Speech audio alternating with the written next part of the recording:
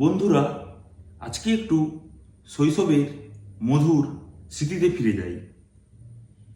90 দশকের শেষের দিকে ভারতের বিভিন্ন রাস্তার মোড়ে এবং বাজারহাটে এই ধরনের এসটিডি, আইএসডি এবং পিসিও লেখা বিভিন্ন টেলিফোনের বুথ থাকত।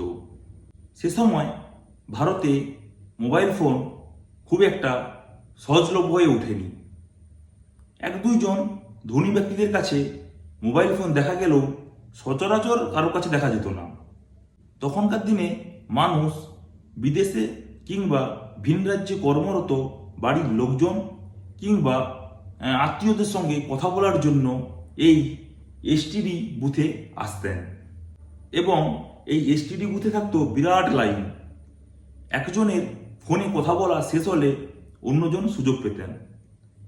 সে সময় এই টেলিফোনগুলো থেকে ফোন করার জন্য প্রথমে প্রত্যেককেই 0 কিংবা +91 দিয়ে মোবাইল নাম্বার ডায়াল করতে হতো এবং এই টেলিফোন বুথগুলিতে বিলের চার্জও থাকতো বেশ ভালোই, প্রায় মিনিটে 3 থেকে 4 টাকা করে নেওয়া হতো।